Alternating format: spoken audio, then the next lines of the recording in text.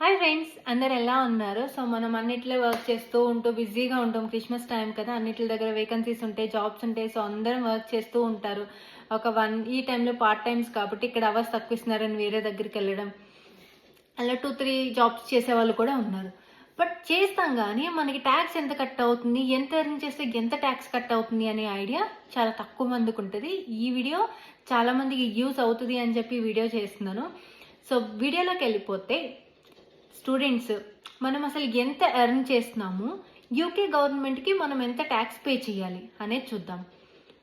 మనం 12,571 pounds per యానంకి earn చేస్తే మనం పే చేయాల్సింది ఏం పే చేయం, ఎందుకంటే అది బేసిక్ అన్నమాట. లైక్ లిమిటెడ్ 20 అవర్సే వర్క్ చేస్తాం కాబట్టి అక్కడ మనం ట్యాక్స్ ఏమీ పే చేయని అవసరం లేదు.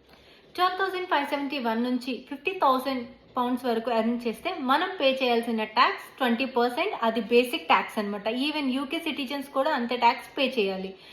అండ్ 50,000 to 1,25,000 మనం ఎర్న్ చేస్తే మనం పే చేయాల్సిన ట్యాక్స్ అప్ టు 40%. ఎవరికైనా అది కామన్ అనమాట. 40% పే చేయాలి. అండ్ 1,25,000 అబోవ్ మనం ఎర్న్ చేస్తే ఎంతైనా కానీ అది అప్ టు 45% ట్యాక్స్ పే చేయాలి. ప్లస్ అడిషనల్గా సమ్ ట్యాక్సెస్ కూడా ఉంటాయి వాటికి. సో ఇదైతే ట్యాక్స్ గురించి ఫుల్ ఇన్ఫర్మేషన్. మీకు ఏమైనా డౌట్స్ ఉంటే కమెంట్ సెక్షన్లో కమెంట్ చేయండి. ఇఫ్ నాట్, డిఎం చేయండి.